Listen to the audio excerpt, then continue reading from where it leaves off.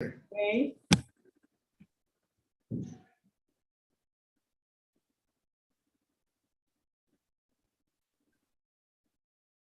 There's Margaret with her coat.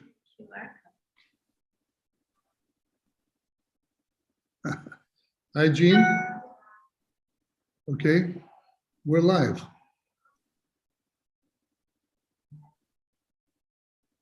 All right. Ready? Welcome, ARAHMAIANI FEISAL.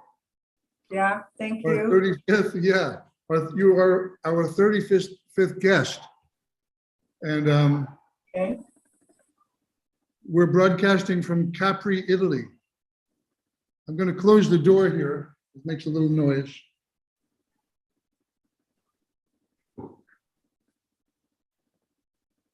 Okay. And we're live on Facebook and YouTube. We're very excited to be here and to have everybody with us in the Zoom community. Thank you all for being here. We'll shout out a little bit. Shout out to my cousin Gaston in Brooklyn, Jean Pendon in Canada, Margaret in Amsterdam, Ron in, is it Cambridge? Daniel somewhere with a backdrop, maybe Brooklyn. No, maybe Chinatown. Yeah, and that's Emily Harris, our producer. Well, Adele is there. I can't see everybody. I guess we have more people. That's on gallery. Anyway, this is exciting. And behind us, you can see a kind of theater. It's a big culture center in Capri, where our hosts often have programs, local programs, and it's quite an unusual international population here during the summer. And in fact, Margaret is wearing a piece of a costume that bears the logo, the QR code of a lemon, as well as the QR code. So digital, it's like digital and natural. So we're here to do a fresh air sculpture that's part of a program that we call Aria di Capri, where we're hoping that we could invite ARAHMAIANI here. Maybe we can spontaneously find the funds to bring her here. Margaret will be here in 3 or 4, 5 days maybe, and we'll be doing something.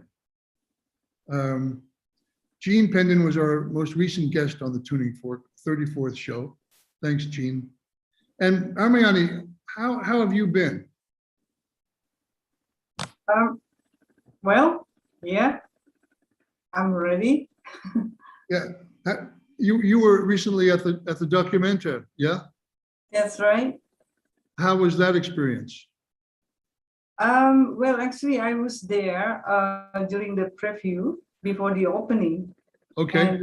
And time for the journalists and curators and people who really want to learn about what is the practice of this Ruang Rupa collective curatorial kind of thing, and the practice.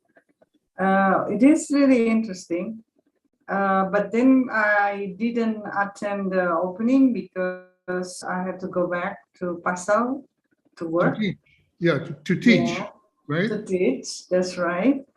Then I heard about this problem of, the Ruang Rupa and the collective from Indonesia called Taring Padi are being accused of, addressing anti-Semitism in their work. And now it's becoming like a serious problem, I guess, because from the German perspective, it is somehow remind them of the history, the dark history of the Holocaust. where yeah. the Jews were massacred. Around 1 million Jews, which is really, really sad, actually. Yeah, but this is something needs to be discussed, to have this serious dialogue, because within Indonesian context, when the artists brought up that kind of image, they somehow relate to Zionism. It's the context is different. So now, Amiani, can I describe a little bit, or can you help me just understand this topic or the structure of the Documenta, which is a huge art event every 5 years in Kassel, Germany. This year was curated by a group of artists from Indonesia, That's right. And are the participants, the invited artists, are they fundamentally mainly from Indonesia, or is it? No. They're coming from All the over the so-called world. global south area, The global south, Yes. southern hemisphere. Yes, and also they are a collective. It's not like individual artist kind of work. Right. They are collective, and then the focus on Ruang Rupa, the curator collective, is more on the process rather than the Than product, than commodity. Yeah. Right. So that's very exciting potentially. And of course, it's exciting when there's controversy. It's not the excitement that we welcome, but we have to work with it. No, it's interesting. Yes. And you experience so frequently this kind of controversial response to your own work. So yes, that's right. I want to emphasize that, by the way, you were quite, I think, a beneficiary of learning about Joseph Beuys, as I was one of his friends, But does everybody know that the 7,000 oaks, the trees that Joseph Beuys planted in Kassel with his community, and a friend of ours made most of those holes and put the trees in there and the stone. Do we know that there were 7,000 Jews murdered in Kassel, and that the 7,000 trees in Kassel were dedicated to those Jews that were killed? That's something that was never publicized. It came out from very good friends of ours who were there in Kassel with Beuys.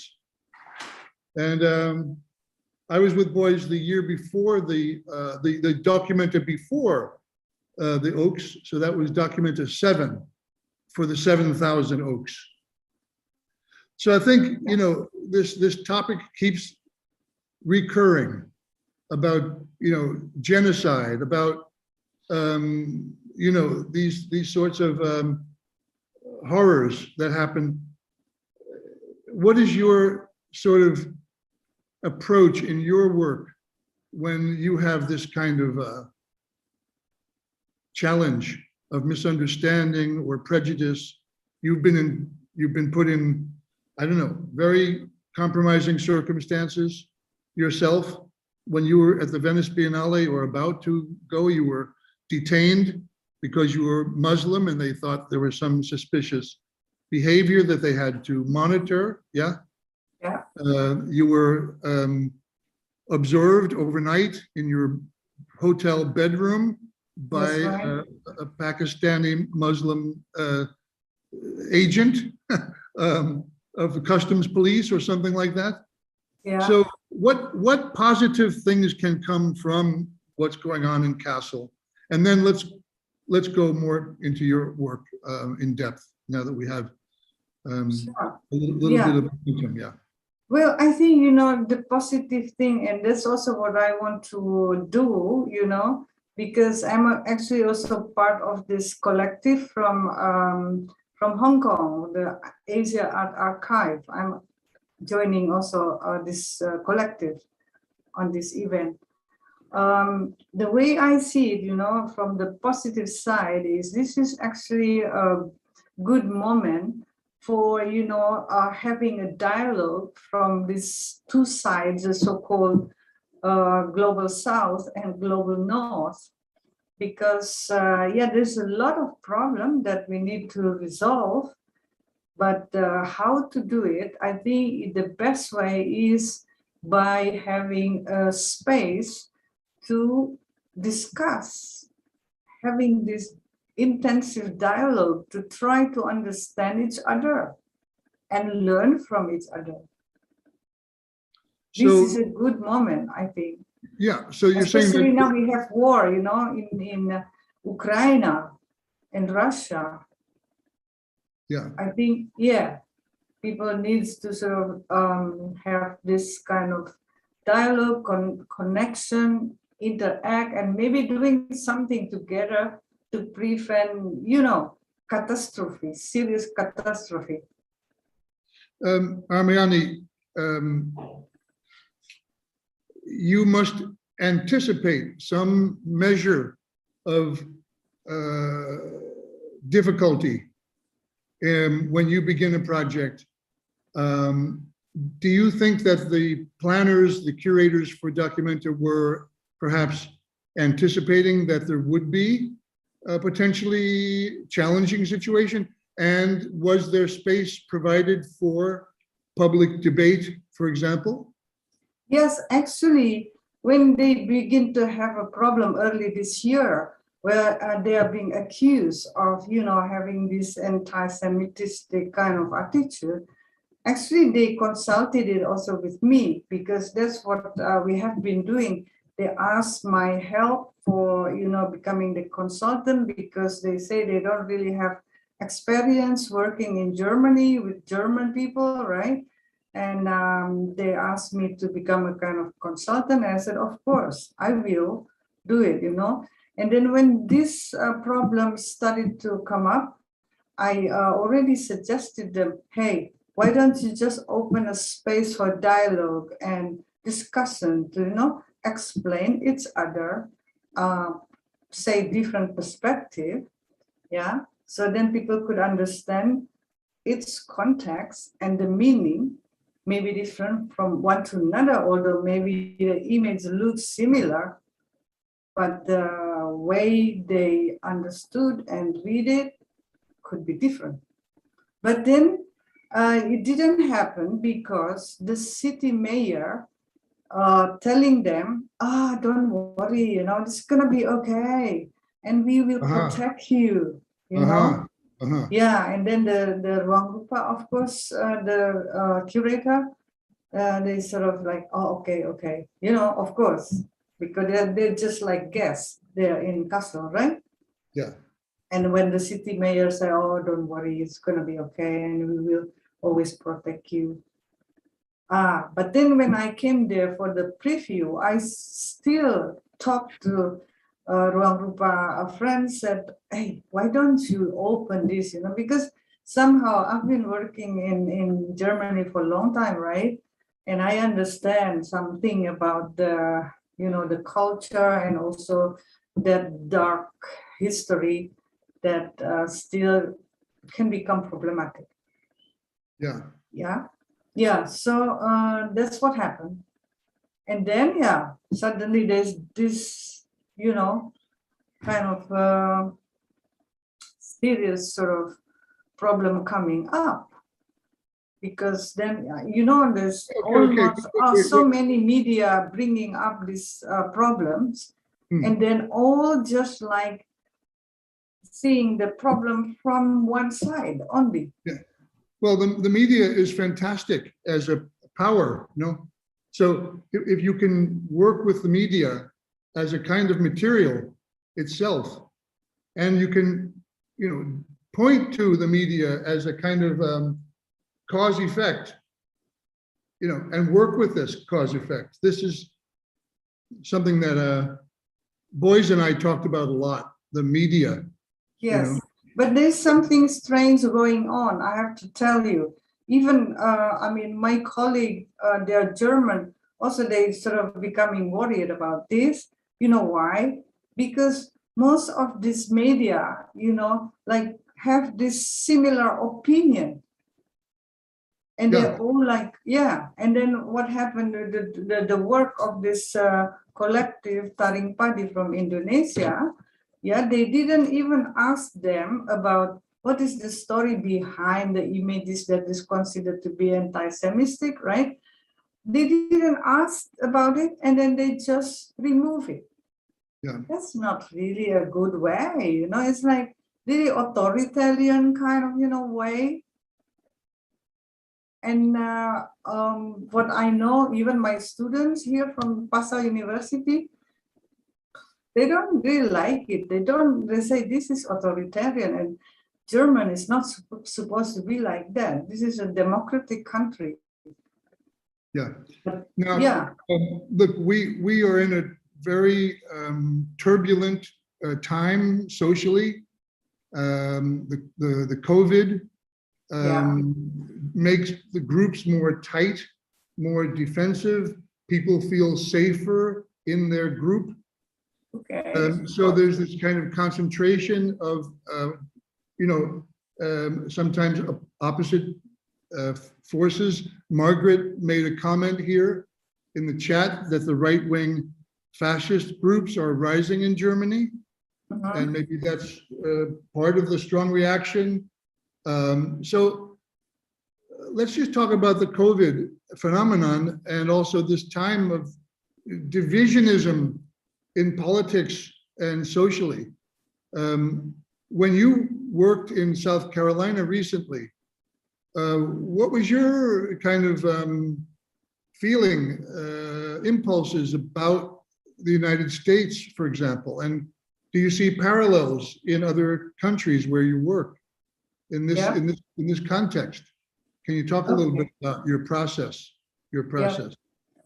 All right. Well, I have been working with with Tyler and the team of the Foundation for the Spirituality and the Arts, right, for years already, actually. But the foundation was founded recently, I mean, last year. Anyway, I love also the idea of this foundation to basically bringing people together, people with coming from various faith background, right? And that's also what I have been doing in my life, This is also not a new kind of things to do. Of course, I'm very happy when I got the invitation to come to Charleston and to work with the community there. Although, of course, after, get this invitation, I begin to do some research, learning about what happens, because it was my first experience in Charleston. I never been there before.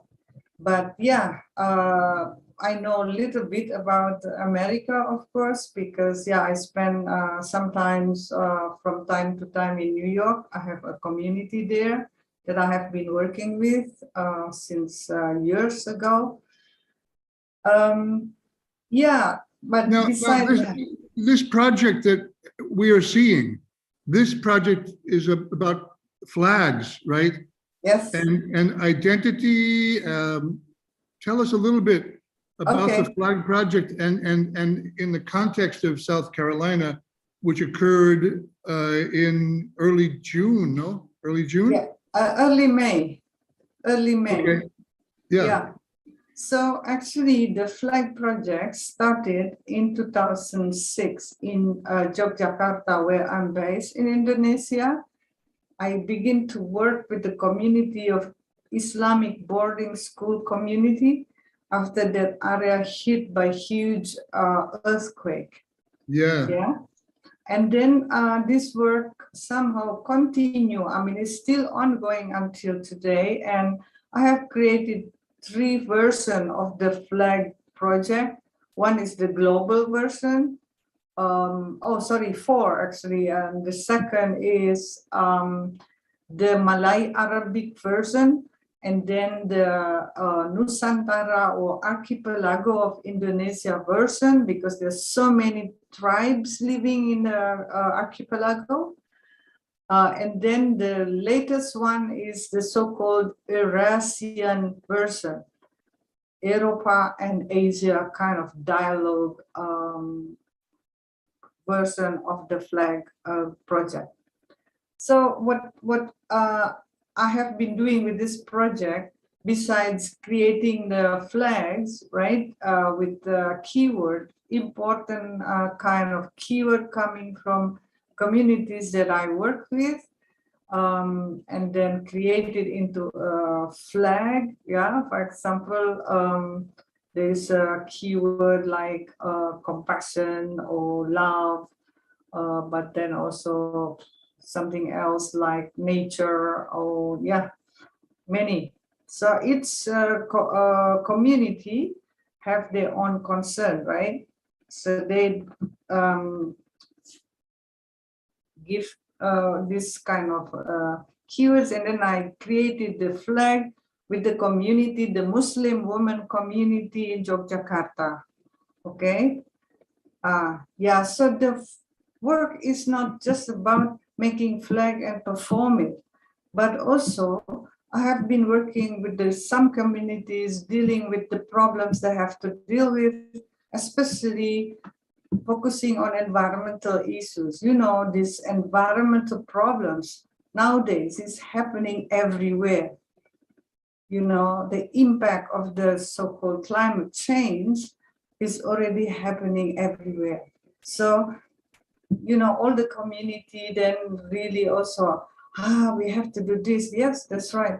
Let's focus on it. Although I'm implementing a method, the so-called interdisciplinary kind of method. So it's not just like limited to just talking about environment, but it is connected to social, political, as well as cultural, you know, issue that every community, everywhere, yeah, have some kind of problems.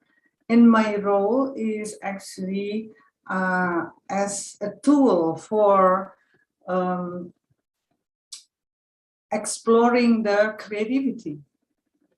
And although this is like focus on community, but as I'm also aware, this is a modern day, you know, we are living in this context as well. So there's also a kind of space for individual to have their own also voice. Yeah, but this is very interesting because then there's a kind of dialogue happens, and then we can learn from each other. I mean, that's what I experience myself. I mean, I always think that, oh, I have the right to do what I want to do, right? But when I have been working with the community and then learning about, you know, their kind of idea or opinion, then, oh, okay, I also better listen to others, you know, not just like,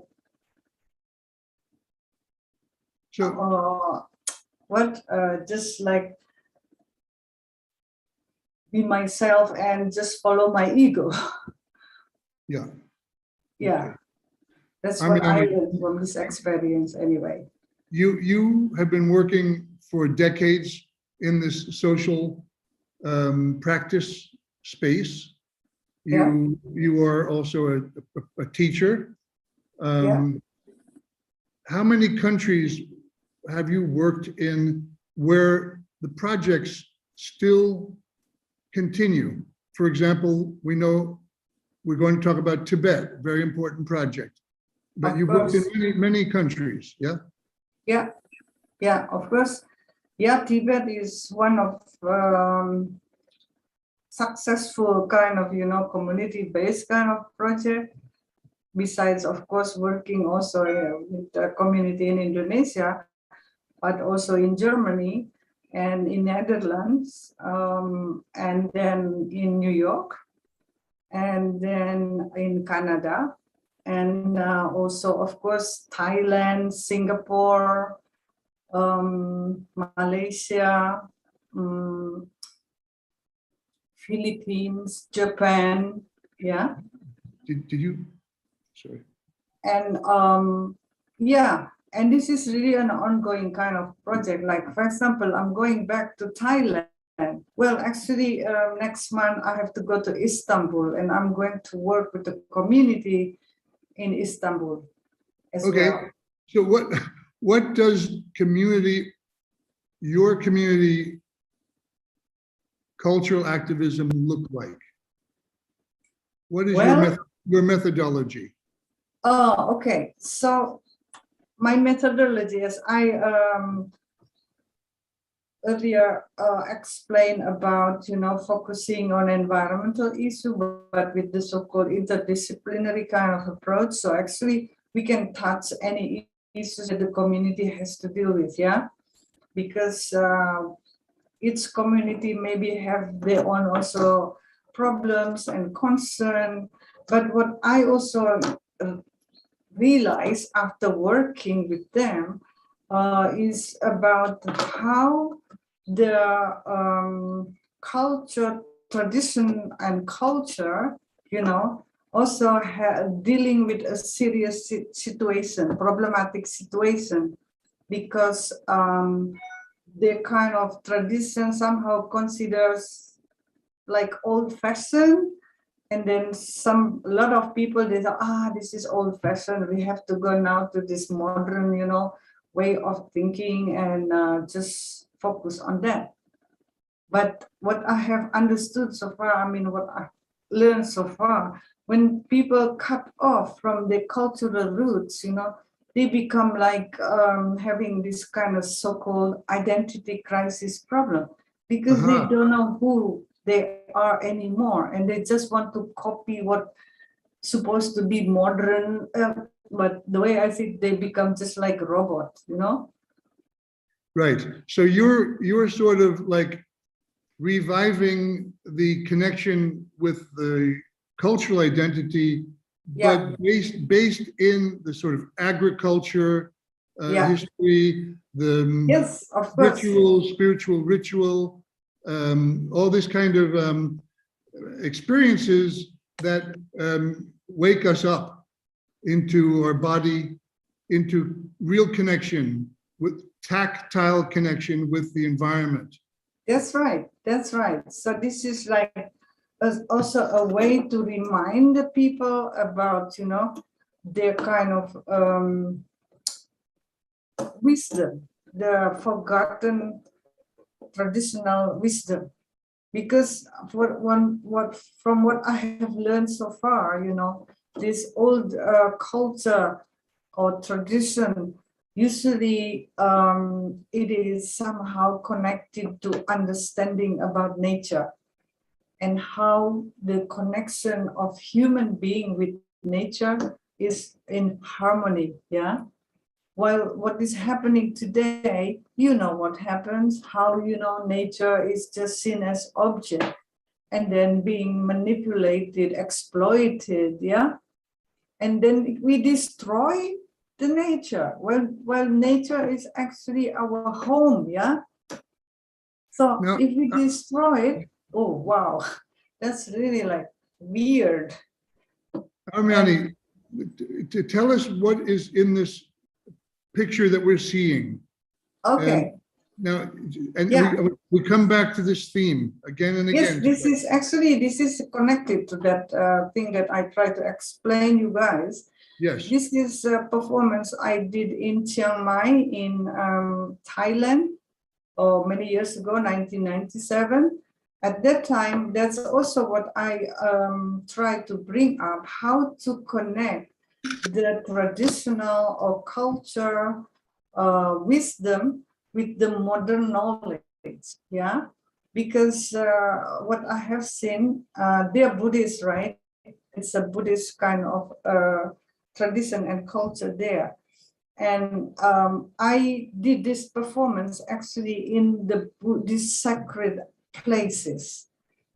at the beginning, the organizer, they say, Yani, you should change your ID. This is not possible because this is a sacred Buddhist places. You shouldn't do performance like that in that kind of space. And I said, why? And they said, you don't understand. You are not Buddhist. Well, because I'm not Buddhist, so you have to explain me, and then I can understand, right? Anyway, then they took me to the monastery, and then I met the head monks of the forest monks in Chiang Mai, and it was amazing because he was so open to my idea and responding, and we discussed for hours, until finally he said, "Go ahead, Yani, you can do it." Thank you, He understands because in this kind of work, I sort of bring this knowledge from the tradition or the so-called wisdom, and then combine it or reinterpret it within the context of today's situation. Yeah. So today, when I look at this image, to me, this image looks Buddhist. Yeah. This image looks like a visualization and an experience of liberating the mind from conditioned social kinds of conditioning and things like that, Right. and like finding a renewal of consciousness. So to me, it looks very traditional. Well, yeah, but this is just one place, right? This is the crematorium for the great. Buddhists. Okay. And this work is, as I mentioned, is in 3 sacred areas. So what was the impact? What was the impact here? What happened when you did that? Yeah. No, it was fine. Actually, there are some monks also coming to see, and they really discuss the things, because through this work, I sort of hey, what about dealing with this modern problem? Actually, there's another image where I was lying down after burning something in the back of this. You see, there's this kind of behind the woman standing there. There's actually a fire to burn the body's crematorium. And then after that, actually, I was lying down in front of that place and close myself with the white sort of cloth. And then there's some guns, on my sides, yeah. And then also it's like this seems to be bloody, the fabric, the white fabric also looks like bloody. So this is the kind of problem that we have to deal with today, with this war, and then now it's happening again. But then, the weapons industry is really scary, actually, because it's also destructive. Yeah. And that's what we have in this life today.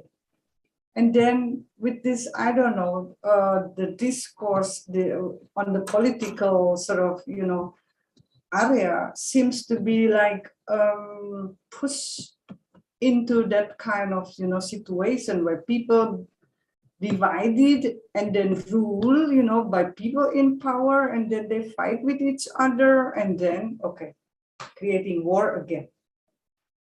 What is this? Yeah, ARAHMAIANI. Yeah. For example, our friend Gene Pendon here, behind him, you can see all of these circles, behind Gene. Okay. And Gene has this method of deconstructing the elements of a problem, or the elements. Yeah. Do you have a kind of method of working with an analysis, deconstruction, this kind of, maybe from a technical, scholastic point of view, your process to to loosen up the knots, open the knots of the social system, the control system of the society. And I think one beautiful example is what you did in China with the Tibetan communities.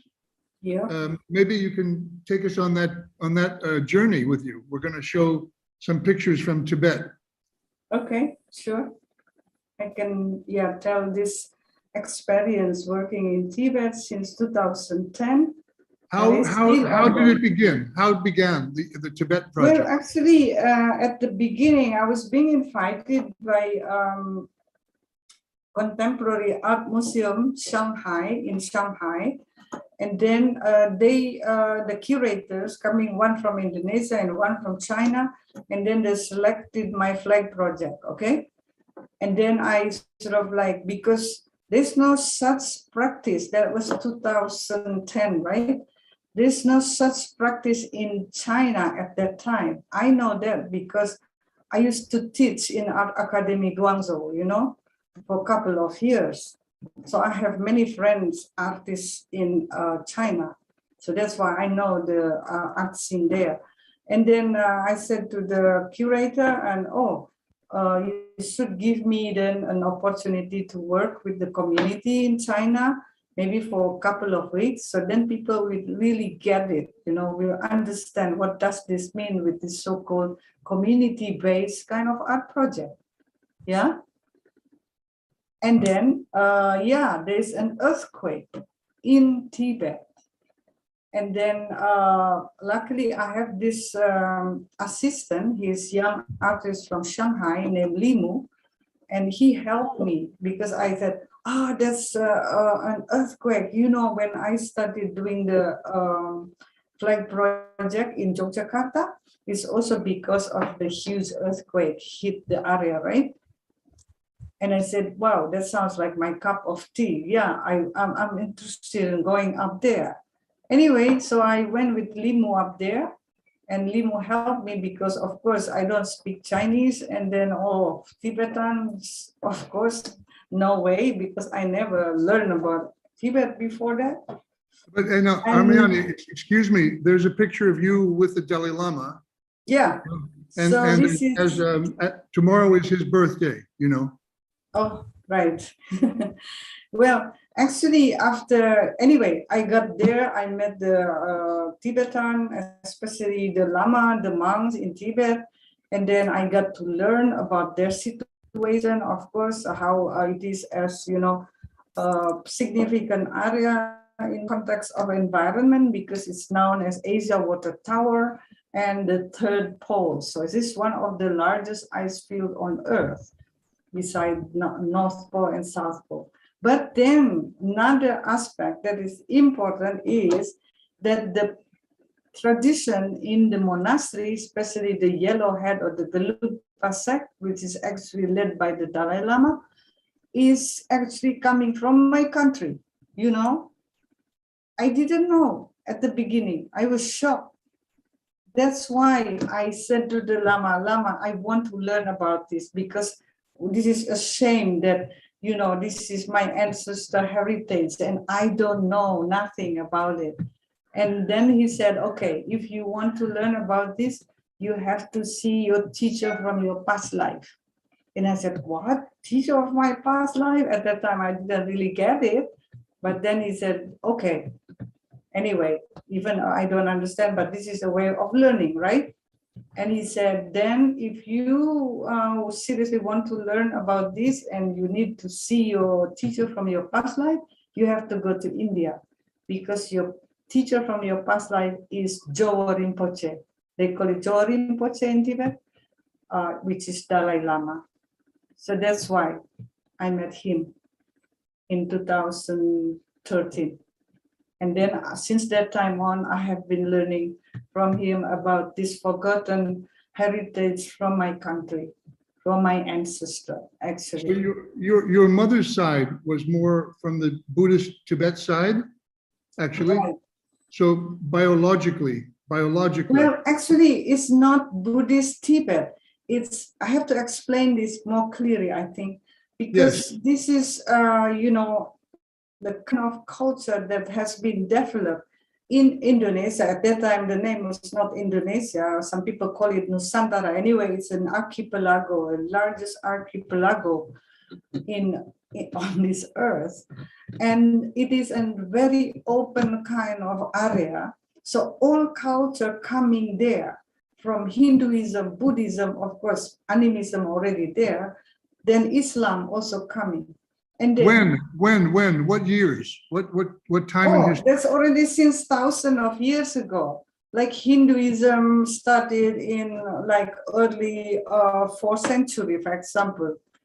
Buddhism coming then later, like 7th century. And then Islam is coming like after the 16th century. Yeah. But then, you know, what is so interesting is how the Indonesian people from this archipelago, my ancestor, how they brought all this culture together. You know, there's an acculturation kind of process. And then it's becoming a kind of so-called syncretic culture, because they understood these universal values or beliefs, you know, system, which is basically based on compassion. So they understood that. And then when they see the difference, they don't see it as a threat, but they see it as richness, you know, as contribution for human culture. Yeah. That's why they can embrace all this, you know, belief. Now, so, you went into the Tibetan landscape and you lived there, yeah? Yeah, that's right. This was back and forth. So you're receiving teaching from the Dalai Lama. Right. You go, he's happy about your project, we guess, right? Yes, of course. And then you go back and forth. Yeah. How many years? What was the experience? What happened? How many years? Yeah. Yeah, I started from 2010 and it's still ongoing until now. So 12 years. There you go. What do we see in these pictures? What is happening? Well, this is when I asked the people to, you know, deal with trash. Yeah, because, you know, when I got there, I was shocked. This is a very remote area in Kham area of Tibet. But then I was shocked because plastic garbage, when I come to the village, plastic trash is everywhere because they don't know how to deal with that. And you know why they are plastic trash? Actually, I was really shocked when they begin to sort of like, okay, let's have some food and some drink. And then, you know, this is known as Asia Water Tower, okay? This area. They consume processed food coming from China, okay? And even the water is the bottled water. Can you believe that? Well, this is supposed to be source of water. And then they don't produce their own food anymore. And then when I check this processed food, yeah, you know, there's this kind of sign of if it is like expired, right? And then I noticed the food, most of the food is already expired kind of food, you know, processed food. This is crazy, right? Yeah. Yeah. So anyway, then I sort of, hey, let's do these things, you know.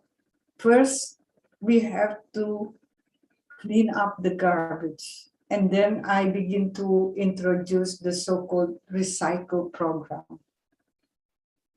Slowly, of course, because, yeah, everything has to be built up. But luckily, the monks, the monastic group, they are very supportive. And of course, monastic group has a strong position still, strong influence to the people in Tibet, yeah? So then people follow what they do. But you know, at the beginning, the monks, they refused to clean up the garbage. And I was like, why? And they say, you don't understand, Yani. We are monastic people. We're not supposed to deal with something worldly. And I said, why? You know? Yeah, see, you don't understand our tradition. Yeah, maybe I don't understand, but I know something also, another kind of side of teaching about the task of bodhisattva. What is the task of bodhisattva? Is to liberate all sentient beings from suffering. And I said, this garbage, especially the plastic, is just creating suffering for all beings. And then you just stay in the monastery, you don't clean it up, then it means you don't do your job. Wow, this is a very interesting kind of, situation, because I can argue with them, and this is also amazing. Luckily they have the tradition of debating. So that's why I can argue with them. Right. They appreciate it, actually, because they have this, long tradition of debating, really. So really good. I'm a little curious, okay. Yeah. Now, this experience you described sounds pleasant. It sounds, maybe it's even fun. Yeah. Requires patience, a penetrating understanding of the culture, Yeah. and the respect of the protocol, how to speak, this and this, like a debating protocol. But you see this as your art. Yeah, sure. Of course, it's very inspiring, especially when I realized that, wow, this is actually a tradition coming from Indonesia, but in Indonesia, they don't have it anymore. Like the debating practice, for example, there's no such thing anymore in the traditional community in Indonesia, for example. Yeah. So then this is also a process of learning for me. But then, as I have the tendency to be critical, but then among the monastic group in Tibet, especially the Gelugpa sect, the yellow hat, it is something normal. And they see me, that's why then they see me, they say, you are belong to our lineage, is for sure. Because your way and your habit is like really connected to our lineage. That's what the Lama said to me. Oh, okay, I said, that's fine, I'm so happy. Because in Indonesia, I often being seen as weirdo, as some weird kind of, person with weird ideas. That's my early time in Indonesia. But okay, now it's changing. There are some, people begin to appreciate what I have been doing. Now, ARAHMAIANI, your energy of woman's body, woman's, energy current and channels and all this business, do you feel that you act as a kind of conduit or a vehicle within the spiritual context and vision of the role of the sacred feminine? Do you occupy that during this work? Consciously? Are you acknowledged that way? Tell us. Yes, of course. Consciously, I'm like addressing this issue about the equality of female, because I was born in Indonesia, and Indonesia already becoming majority are Muslim, and then the tendency for the patriarchy is strong, but somehow since I was young, I mean even a child, I sort of like didn't like that kind of way. For me it's like, why? Because I'm a woman and then I have less right than the men? That is not fair, right? I remember when I was a child, my mother asked me, what will become of you when you grow old, become older? And I said, I want to become a prophet. And then my father said, excuse me, I'm sorry, you cannot, because it's only for men. And I was so unhappy. I was angry, actually. This is unfair, I said, Yeah. Anyway, that's example from Indonesia. But when I come to Tibet, you know, I actually hang around in the monks' monastery, not Right. with monks. At the beginning, I was also like, what is going on here? I don't really understand why they put me in this, you know, monastery of monks. And then I asked an old Lama, and I said, Lama, can you explain me? I'm sorry, I'm a little bit ignorant about this tradition. Honestly, so why I have to stay in this monastery with monks, with all these bold men, not with women? Was I a man in my past life? I said, you know, because they're talking about past life, right? But then the Lama was like smiling and he said, well, that's the simple logic. You could come up to that conclusion, he said. But actually, it has nothing to do with the reality of your body, he said. This is about the spirit, your way of thinking and what you are doing is connected to the, you know, tradition of our lineage, he said. So it doesn't matter if the body is female, the body is male, or even mixed, he said, that's not a big deal. But you have to understand the essence. It's laid on this so-called spirit. He said, oh, wow. I was like, this is really like, you know, incredible, deep understanding, right? Yeah, it's mind-blowing. Yeah. Conceptually, Yeah. conceptually mind-blowing, right? Yeah, exactly. Because But I have to go back. I'm very curious to understand what possessed you as a young person, a child, to identify with the role of a prophet. What was do you remember what were the roots of that initiative of yours, that desire of yours? okay. You know, my late father, he was a religious Muslim leader. So since I was a child, of course, I had to get up very early, like 4 in the morning, you know, to pray. And then after that, I heard about him discussing things. And this is a everyday kind of activity.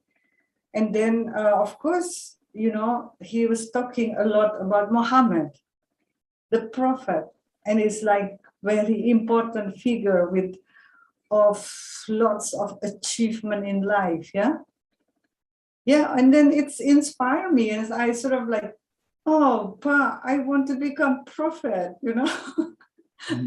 Because that's what I have learned every day, right? Right. Yeah. That was the icon, like the icon. Yeah. Well, by the way, tell us, in the previous picture, it looks like you guys are putting a tree into the earth. Right. That's what's happening? Yeah. Yes, this is another project, but this is the Lama. This is a kind of ritual, but this is the beginning of our planting tree project, in Tibet. You know, in the first 5 years, when I was working there with the monks and also lay people, and then we have 16 villages joining within 5 years, we managed to plant around 230,000 trees, because, you know, it's a bit limited actually, because I was not allowed to get any funding from outside. That's my condition and regulation when I begin to work there. The Chinese no money, no money from outside China. No way. Because, you know, Tibet is now under China, right? So we have to work with the authority there, which is actually Chinese. Anyway, they allow me because maybe I have built my reputation when I was teaching in Art Academy in Guangzhou. So somehow they have a kind of trust in me. But then that kind of regulation is, okay, you can do your work up in Tibet Plateau, but you're not allowed to get any support and funding from outside. But luckily, the monastic group, they support my ideas, right? And then, this is the beginning of the tree planting project. the ritual, of course, because they have the tradition of doing ritual. This is where the Lama is planting. And there's also a lay people. Actually, there's another picture of people planting as well. This is also a symbol of how the monastic group and the lay people working together. Yeah. Normally they don't do things together, you know, because the tradition of the monastery is like dealing with the non-worldly kind of thing. And then Right. lay people working on, you know, worldly kind of thing. But then with my argument, I said, yeah, well, you know, now you have to work together if you want to liberate all the sentient being from suffering, right? Yeah, so this is what happened. And then So now after 5 years, these guys in the picture, these are it's the a guys that Lama. you were with these guys all the time, frequently? Yes, yes. Every time I stay in Tibet or I stay in India in Saravajay Monastery, I'm staying with all these guys.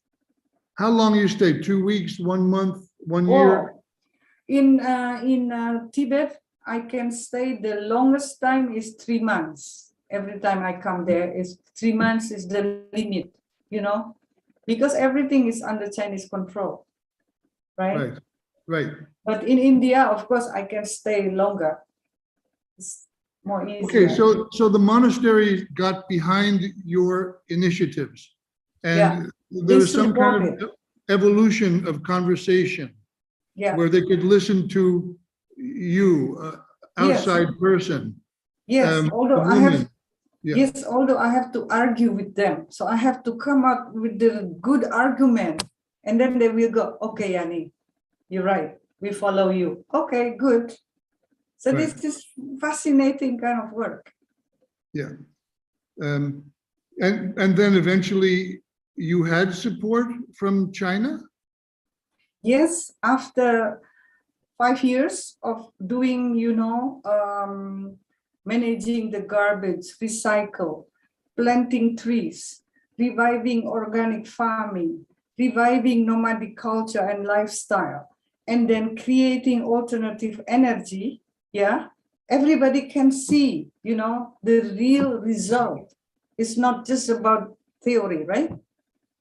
And then the Chinese government also, they can see for themselves that this is good for everyone. This is not only good for Tibetan, right? And then they say, okay, we approve and we support the project since 2015. So the process now of a budget, of money coming and managing, the government. managing the money, managing this material, how is this going? Well, this is going through the monastic group, because this is what I have experienced so far. They are very honest and very open, very reliable.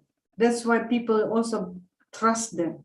I trust them too, because all the reports about the money is always detailed, you know?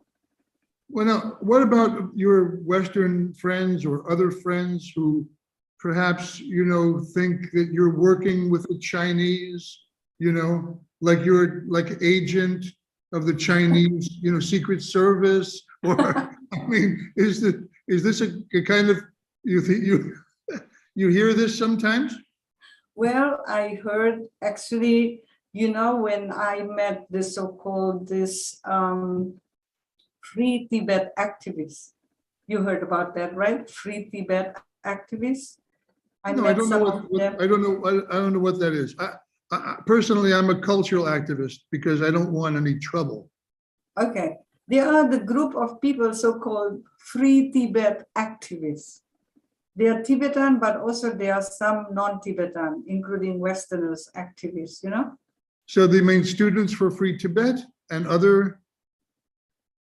Well, they are fighting for the, you know, freedom for the Tibetan, because they see China as occupying or colonizing. the position is understandable. Their position of is course. understandable. So what is the dialogue? What was the dialogue? Okay, so when I first met this group, and then they asked me, of course, what are you doing there? And I said, well, I'm more focusing on environmental issues. And then I asked the monks and the lay people not to do the suicidal kind of, action. Oh, really? Because, Oh, yeah, really? yeah, yeah. Self-immolation. Yes, yes. You, They burn themselves. They burn themselves as a yes, protest. you intervened with some of this self-immolation.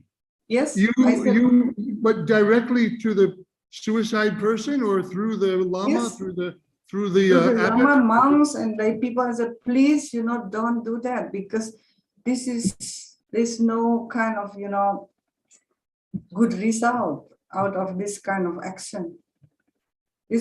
When I was there are already around 130 people committing this kind of action. But what happened was terrible, because the Chinese government, they don't care, and what happened if the monks doing this kind of action, and then the monastery has to be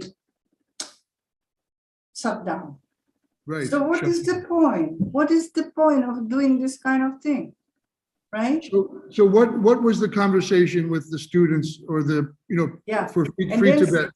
And then at the beginning, they sort of like saying, so then you are working with the Chinese, right? So you are like, you are being used by the Chinese, they say. And I said, it's okay. I'm being used by the Tibetan too. Why not? Because with this environmental kind of, issue, this is for the benefit of all. It's not just like one group of Tibetan, for example. No, it's for everyone, even animal, even plants, right? Yeah. Yeah. So now we come up to the point in our, we have more, everybody saw the solar energy installation in Tibet. Do we have more environment images from Tibet? No? Yeah, okay. Well, China now is the biggest producer of solar panels. You know that, right? They can produce it cheaply, so the cheapest in the world. And so this is something easy for the Tibetan to get this facility, And this is good. But then also another source of alternative energy is the water, because as I told you, this is the headwater of, at least in the Kham area, is 3 big rivers: Yangtze, Mekong, and Yellow River. This is the confluence of these 3 rivers, big rivers. So then there are also some effort to make alternative energy from the water. And then, of course, we have to work together with experts coming from China. For the turbines. Yeah. Of course, we have to work with the expert from China. Right. For that. Oh, Jill McDermott is in. Okay. Look, ARAHMAIANI, it's so minimum our time with you in the context of the scope of your work and all the aspects and achievements. So I think we have a little insight into what you're doing.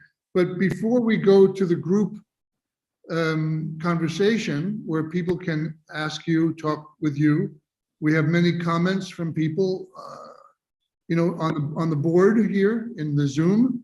Okay. So I think Adele had some comments, and I'm sure other people will. Right. Katerina, etc. You're going to the G10. Tell us about this invitation from the G10 in November. What is the G10? Oh, you mean G20, not 10. G20, I'm sorry, G20. G20. Yeah, it's even bigger.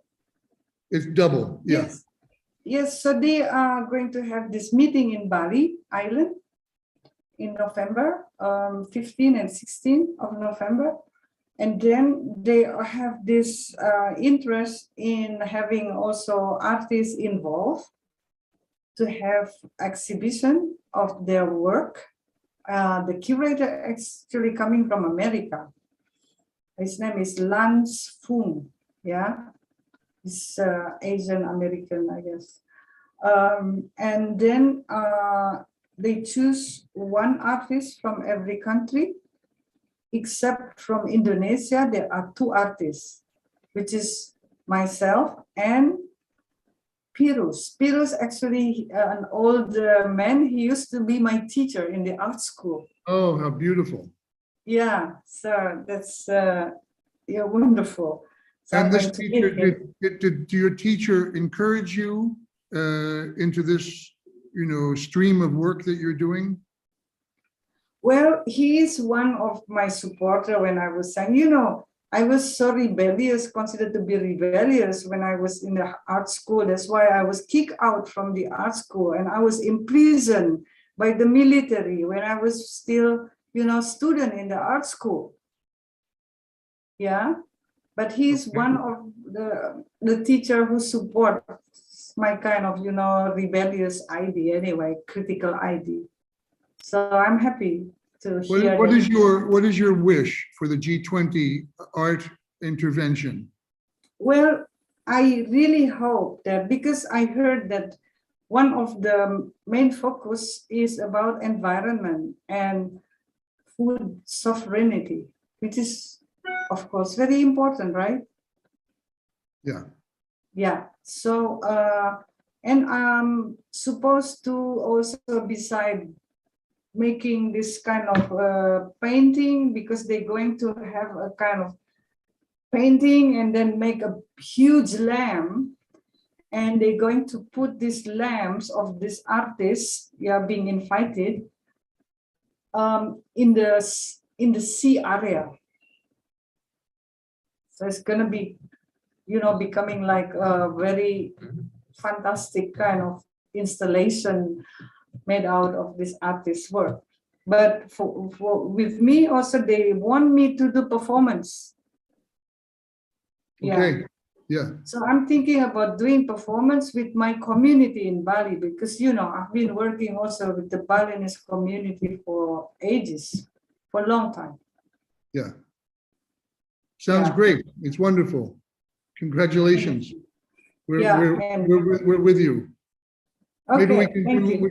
we can do a tuning fork when you have that, that event. We can maybe be there somehow. Virtually. Yeah. Virtually. Sure. Or maybe you want to come to Bali, that would be good too. Of course. Yeah. The Institute for Cultural Activism in Bali. There are some good friends in Bali. We know. David Chadwick, who was a student of the Zen master. The book Zen Mind, Beginner's Mind, Suzuki Roshi. David is there.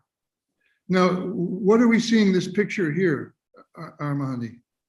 Yes, this is also an old work from 1982, when I begin to sort of doing research and study on this cultural heritage that has been forgotten. This forgotten cultural heritage also has to do with how the colonialist, system operating. Yeah. Right. Because, for example, even today in the Netherlands, there are still more than 10,000 artifacts that was looted during colonial time. And manuscript, which is the source of knowledge, right? The manuscript, still 100,000 there. Can you believe that? Incredible. Yeah, incredible. But also in England too, because the British also was colonizing Indonesia before the Dutch. But of course, the Dutch is the longest. They colonized my country for 350 years. Yeah, there's an expert we know, Erin Thompson, expert with art thievery, colonialization, repatriation, these things, maybe one day you should have a conversation. She's working on some projects in Nepal also, but it would be interesting. We maybe have you talk to each other. Yeah, that would be good. Like. Because so just a little bit review these works briefly, so everybody can see your diversity of your studio. Sure. Well, but I also want to first explain about I have been working now with some scholars from Netherlands dealing with this repatriation of the artifacts and the manuscript. Okay. Yeah. So let's go back to this work. So just a moment about this, this research. Do you have any ways that we can learn about the, Yeah, sure. Yeah, at the beginning, it was not something easy when that time I was young, right? That's why I was like kicked out from the art school, because I was also complaining why the art school do not, bring up the heritage of culture. It's just modernization. It's just modern art. It's just all the modern thing. Yeah. But that was because because we are under military regime, and military regime was actually a tool for the global, power to control the country, right? So that's why. But anyway, I was lucky. I was, after kicked out from the art school, I was a little bit confused and afraid about my future. But anyway, I have some friends in Sydney, and then I can move to Sydney to learn in the art school, and also working, so I don't give burden to my parents because I can pay it by myself. Yeah. And then I was lucky, I met the community because I was working in the market, and I met the community of hippie, the old hippie. And they, of course, yes, they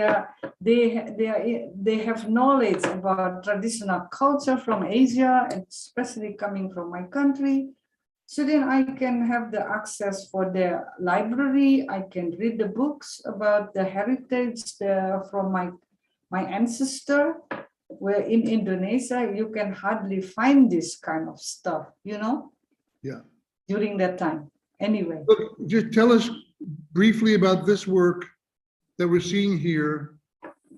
This is quite relevant, I think, today because of the laws concerning abortion in America.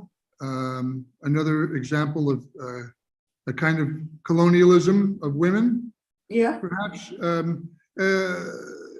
Please just tell us a bit about this work, and then we want to open up conversation. Margaret has questions, maybe Daniel, Ron, whoever, Gaston, or other friends. Yeah.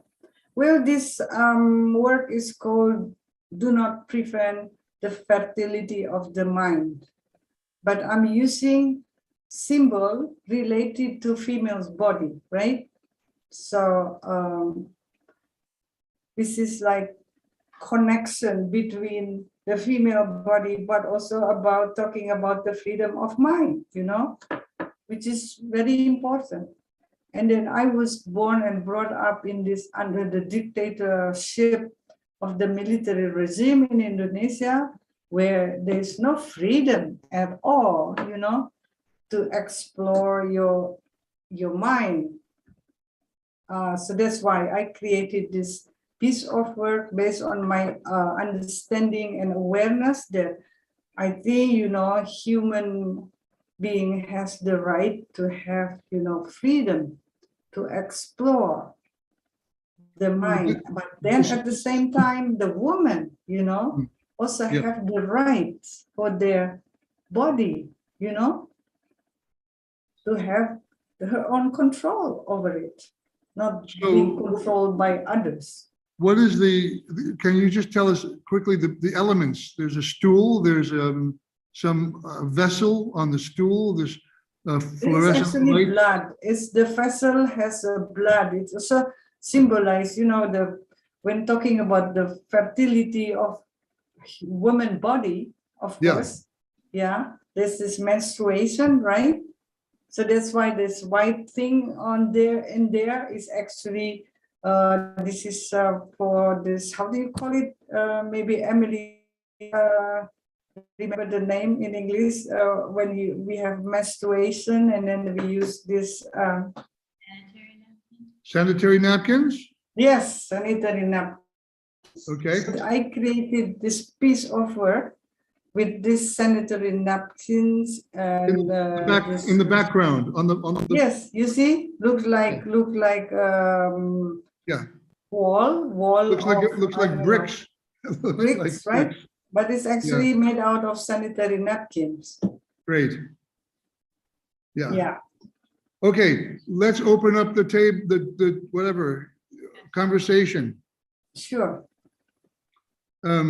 Let's go for it, everybody. Just raise hands and unmute yourself.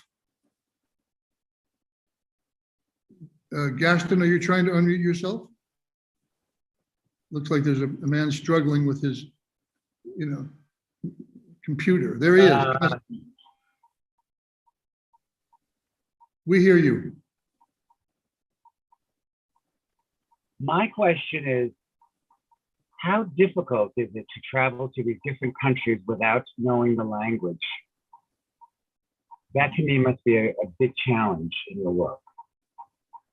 Yeah. Okay.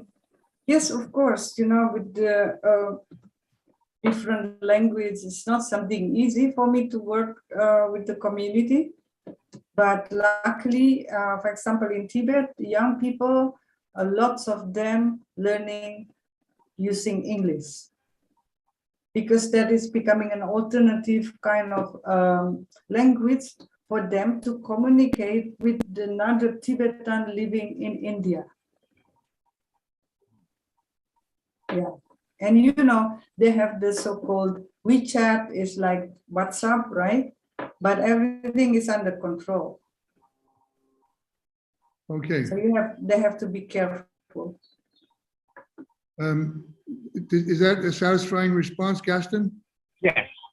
Okay, Gordon has a comment. And Gordon and Gaston are about 5 blocks away from each other. Oh, by the way, Gordon, meet Gaston. Gaston, meet Gordon. There Hello, they Gordon. are. Hello, hello. How are you? They're neighbors. They're neighbors. Mission Okay. accomplished. Right. Great. Yeah, thank you. Thank you all for this. And I also wanted to ask Ariana, I'm actually going to be in Berlin the 18th for about 10 days. So I'd asked in the chat, where was your studio, or where were you located in the country? The question that I have, though, pertains to how do you establish a point of commonality between individuals who may see themselves as different or not interconnected? And the last comment I'll make on that is that I frequently have worked in areas where I didn't know the language and often would decline having a translator because I wanted to protect the anonymity, rather the integrity of the group. And sometimes when you have an external presence that is translating, it creates a lack of trust. Yeah. So yeah, I'll stop there, but thank you. Yeah, I think this is an important question because the last word you were saying, that's actually important kind of, point, which is trust. Yeah, I can work with people who has a different language and I just rely on the translator. But the most important kind of, the basic thing is the trust. Without trust, it's not possible. Even, if we understand the same language, but without trust, what can you do together? It's like really almost impossible, actually. Yeah. So that's what I sort of experience through this work with the community. Yeah. And then, of course, you know, on the process of doing a lot of things, like I have explained, for example, what I have been doing with Tibetan, it needs sort of, you know, understanding, and then also I have to learn about their culture. I have to learn about their way of thinking too. It's not just them listening to me, right? So this is what I have experienced and learned from this experience. And since that time on, I'm always working with the community, not as like I'm coming with ID and you follow me. It's not like that. But we are really doing an exchange.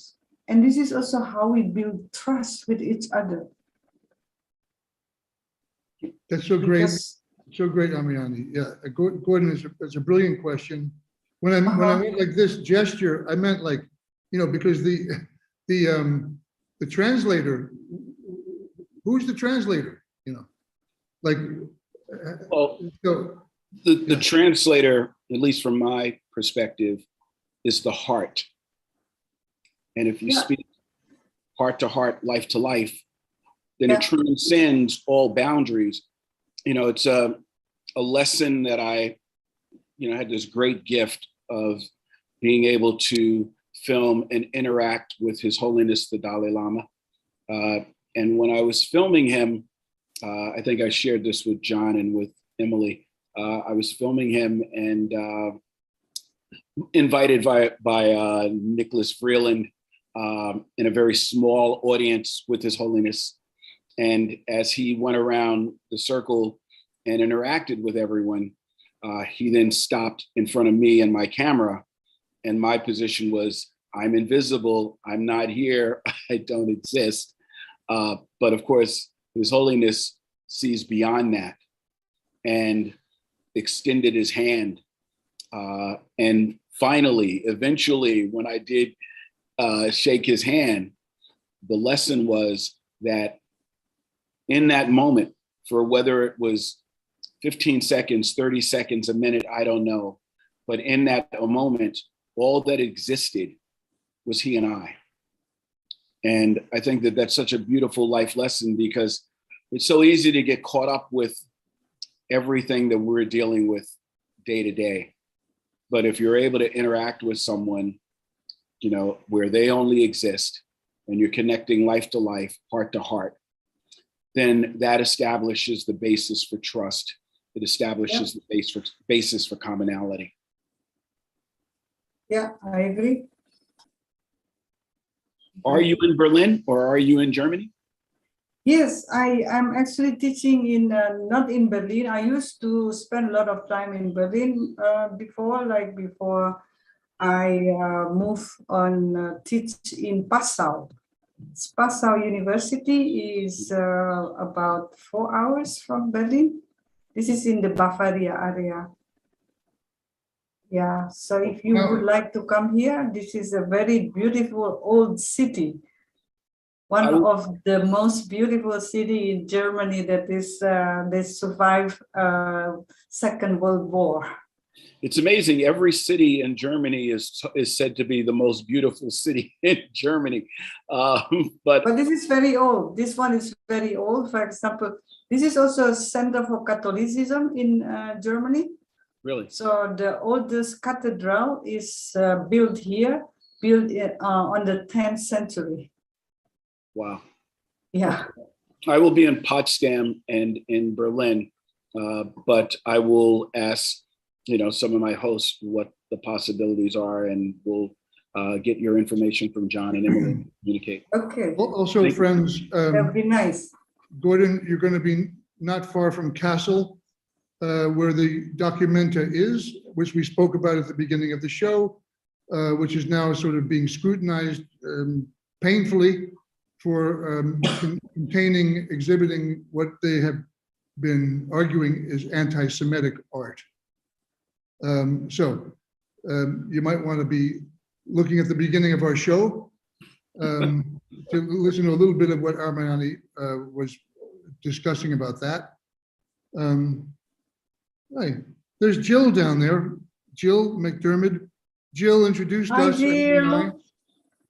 Hi. We met ARAHMAIANI through Jill.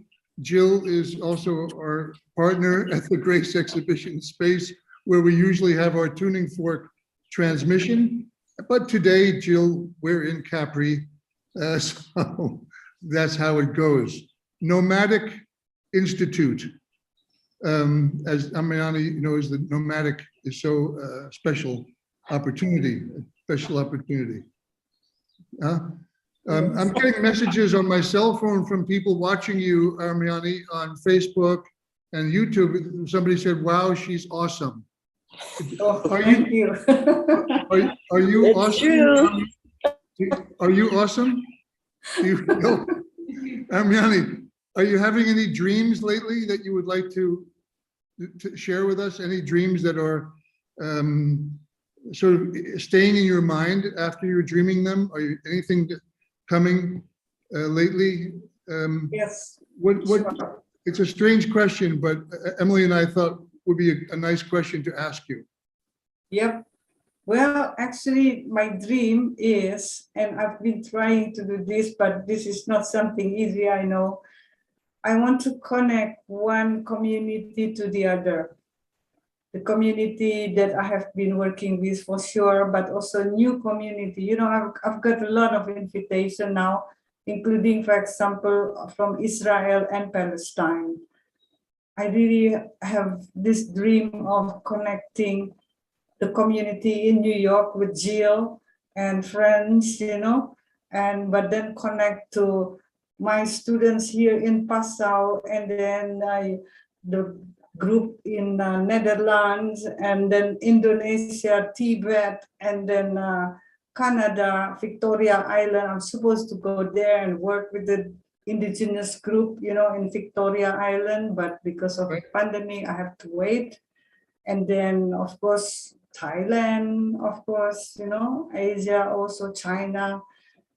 So I want to connect one of this to the other, you know, and then people can start working together to save our future. So, ARAHMAIANI, do you agree that the age of self, this age of self, may be over? Now is the age of community, age I believe of so. synergy. Are we too late? I don't know. Some people, yeah, I know people that, oh, this is too late, you know, everything is too late. But then what, you know? Then you're not going to do anything? Yeah. Come on. Monet has a question. No, we just do what we can do, right? Oh, I don't see Monet. I'm so sorry. We have a question from Monet Clark, who's on the way to New York City to live in our flat. And she's on the road, another nomad. Another nomad. Can you hear me? Hello. Hi. You can hear me? Yes. So you've, you know, it's not really a question. You've said so many things so many points of interest.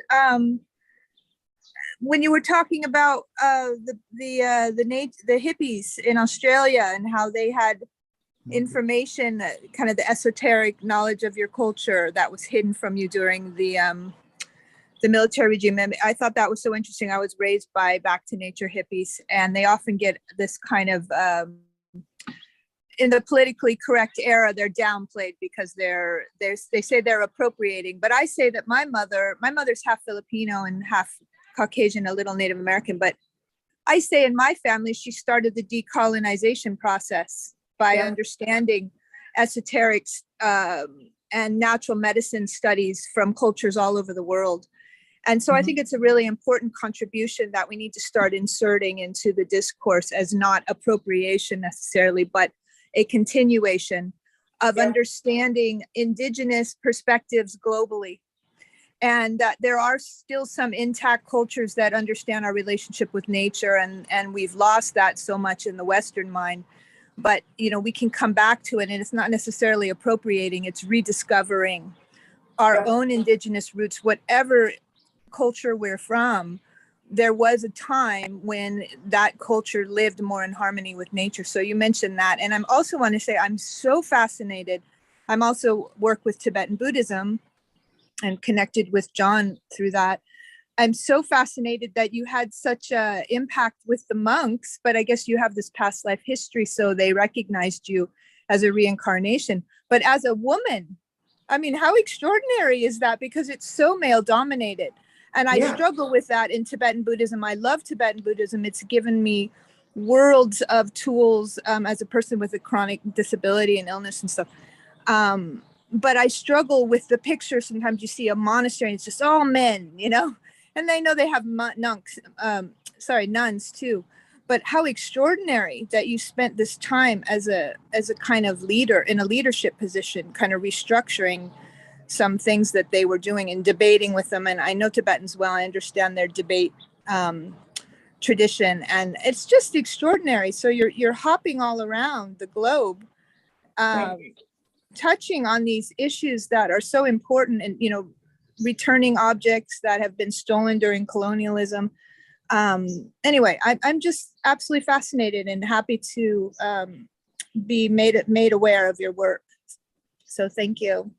Thank you. Actually, there was a special experience when I was in monastery in the Tibet Plateau. There was a kind of ritual in the morning, and it was really cold actually. And I saw all these nuns sitting outside. It's so cold, yeah. But then I was sitting inside with monks, but then I was like feeling really uncomfortable. What happened, right? And then I talked to the Lama, why the nuns is sitting outside? And I honestly feel uncomfortable because I'm also a woman and I'm sitting inside with monks, you know? Wow. And then the Lama said, okay, Yani, I understand, but it's not easy to answer this question, he said. And then after that, I said, okay, you can have your time and then let me know when you want to explain me something. Yes, he said, okay. But then, you know, there was one, after a few days, my assistant, he's also a monk. He said, Yani, Lama invited you to come to the temple tomorrow morning. Oh, okay, sure, I'll be there. And then, as usual, I come with my assistant, and he's also translator, also sitting next to me. And then, as usual, we just like reading the mantra and all this. And then after a while, my assistant asked me, "Hey, Yani, do you notice there is something different in the temple today?" What do you mean? I said, everything looks the same, right? Women. No, pay attention. He said, please pay attention. Okay. And then I was like shocked because the nuns are sitting inside. No, you go around and accomplish things, but I think it's a certain you probably have had lifetimes of work to get to this point where you can make an effect, and it's very inspiring. I'm really excited. So thank you for sharing. But isn't that great? You got them inside. Yeah. At the beginning, I didn't recognize because, of course, they're all wearing the same costume, right? And they have bald. Shaved heads. Yeah, right. Yeah, they're all bald or wearing a special hat for those who are leading the ritual. So I didn't notice anything at the beginning. I thought, all these men, you know. But then when I pay attention, oh my God, the nuns is already inside now. Wow. Wow. Amazing. Yeah. Well, I look forward to just kind of being more aware of what you're up to. So, yeah. Now, happy to meet you.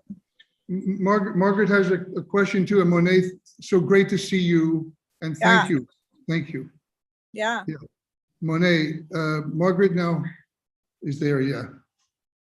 Yeah, hi, ARAHMAIANI. Thank you so much for introducing us to your work. I'm just blown away. It's very, very important work that you do. And what I find really amazing, I mean, it's maybe also from my own experience of working in cultures that I'm not familiar with, that you are asking questions, like you dare to ask questions.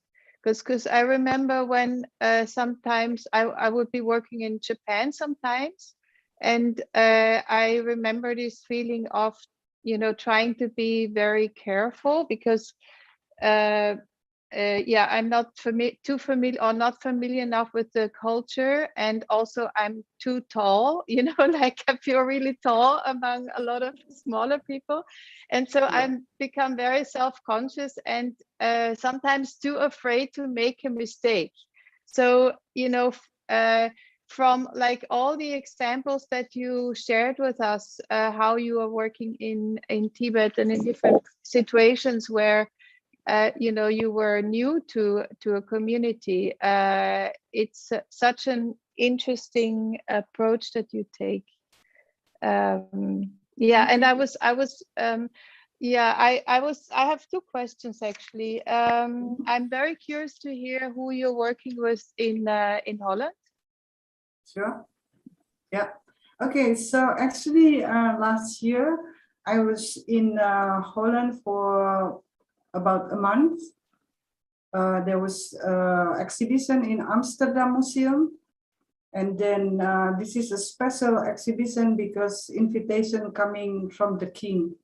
This has to do with the repatriation and the coloniality of, you know, program. Yeah. And then it's related to that. I was also giving a talk in Rietveld Academy. And then Willem de Kooning Academy also. So now I have been working with Charlotte Royeckers. She's the lecturer in Rietveld Academy. And she actually was in Indonesia in last 2 months to do research and working with the community that I work with. And we're going to have a project of exchange and doing things together with this community, especially with the young people. Interesting. Artists So, and activists. So you mean when you have a program of exchange, does it mean that Indonesian students are also going to come to Amsterdam to the Rietveld, Yes. or it's an exchange? Yeah. Yeah, this is actually both sides. We will try to sort of bring them, the Dutch students or young people come to Indonesia, and then young people from Indonesia come to Holland. And then we were also focusing on environmental issues, but with this so-called interdisciplinary, so we can touch any other actually.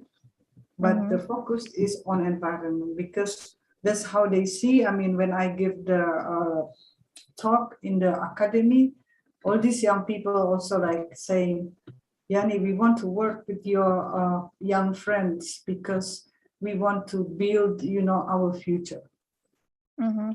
Yeah, it seems that I mean, yeah, that's like, that was actually my other question, like how you share your work and your methodology with the students, because it seems, I mean, yeah, I notice especially in like master programs, there is a lot of theoretical you know, work done, especially also around the topic of what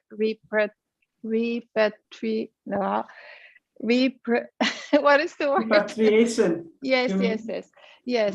So I mean, what, you know, like how, yes, some of the examples that you gave, like how you are working with you know, with communities, and you are working really from person to person and not approaching it from like a theoretical perspective. It just seems so important, especially also for the younger generation to learn how to do that.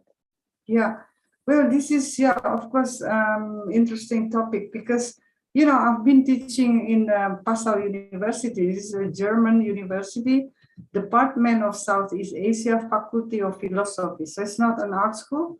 At the beginning, I was also like, why you invited me, you know, the head of the department, because this is not art school, right? And then he said, well, we are interested in your practice because we are now trying to implement the so-called, in German term is called transdisciplinary approach, and where this philosophy, science, and art being integrated, yeah. And then I said, oh, okay. And we can see that your practice is about this kind of approach. He said, oh, okay. I said, thank you for your appreciation, but I don't start from theory. I said, yeah, this is my response to reality of my life. And it's a complex kind of situation, right? That's why I use this kind of, approach. And then he said, exactly, that's what we want to understand, we want to learn, because it's theoretical kind of, discourse. Yeah, I feel that you have an extremely important role as a mediator, between, also introducing young German people and young Dutch people, especially also in Holland, of course, because of the colonial history and the relation with Indonesia. Also, I just wanted to share, and then I'm done. I leave it to other people.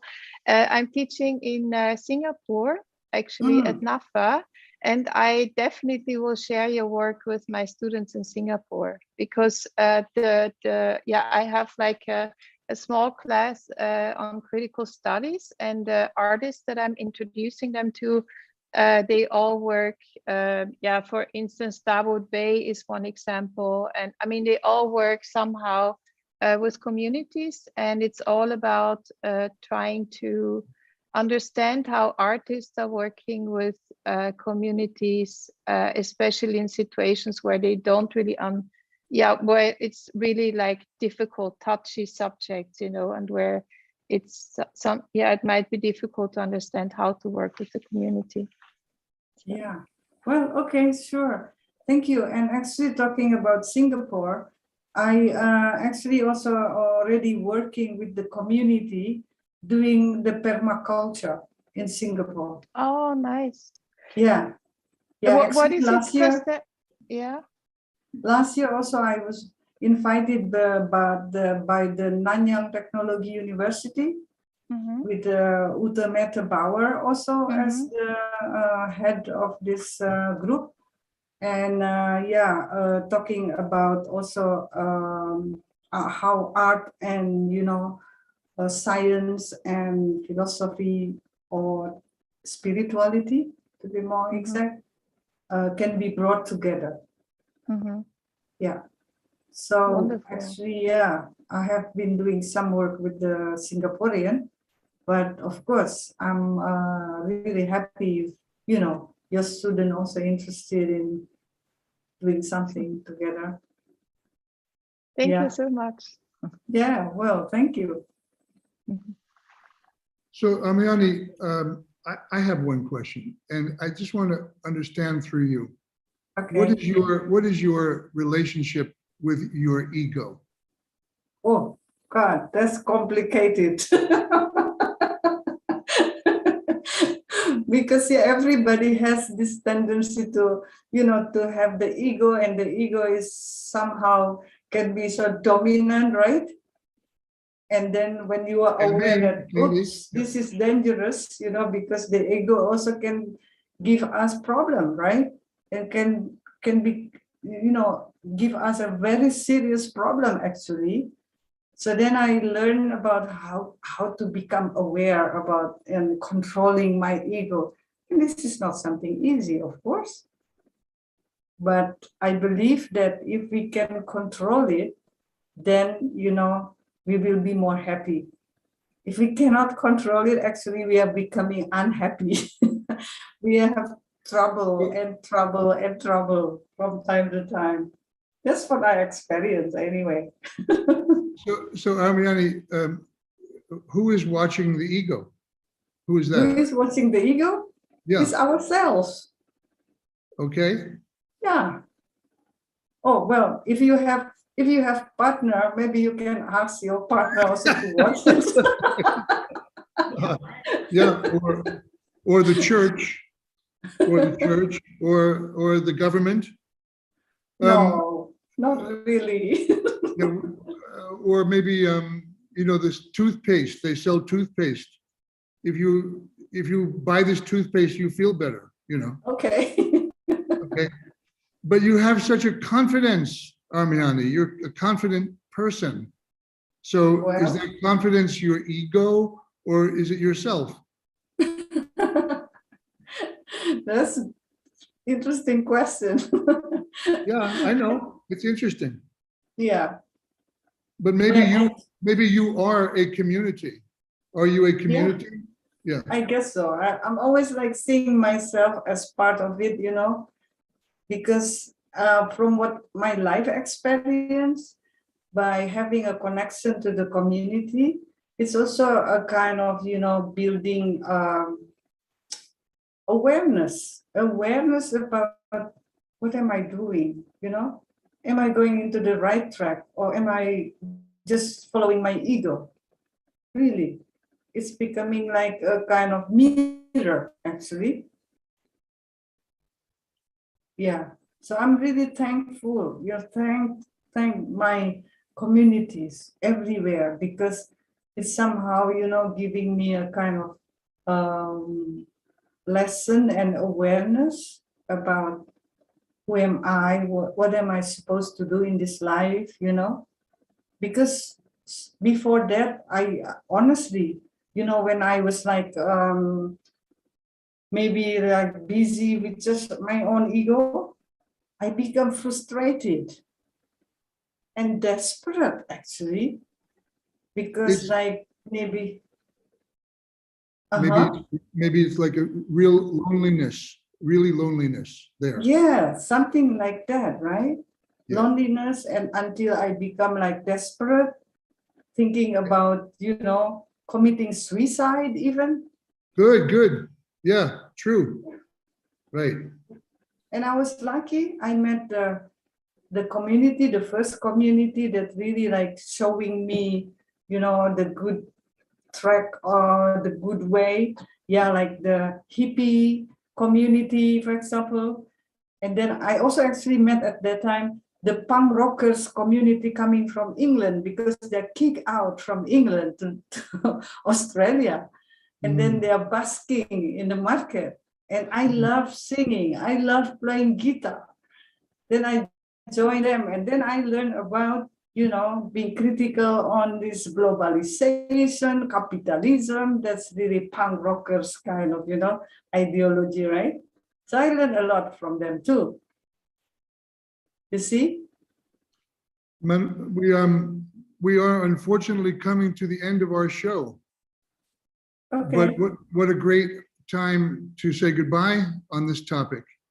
Here on Capri, we are creating a fresh air sculpture, which demonstrates the interdependency, breathing air from plants, giving air back to plants, creating air together with plants for people to breathe on the next day. So it's a kind of community identification and activating the community here to be mindful of their ecology. The air condition here, air quality, is miserable in this part of Italy right now. Wow. Dark red, very bad stuff. When we return to America on the 19th, we're going to Jill's farm, Jill and Hoke, called Rosekill Art Farm, to do Surfing the Apocalypse, where we sing love songs, ARAHMAIANI, into an apocalyptic environment of projected video images. So we want you to sing with us in person or virtually. All right. Thank you, everyone, for your very generous and sensitive attention. Thank you, everyone out there who's not on the video here with us, live on Facebook and YouTube. And thank you all for watching this after it's been Can you unmute? ending, and after the Thank end. you. And thank you, ARAHMAIANI. Talk to you Thank soon. you, John. Thank Thank you. you, Emily. Thank you, It's everybody. my fault. Bye. Thank you so much. Sending love. Bye-bye. Thank you. We're going to Thank get some you. pizza right down.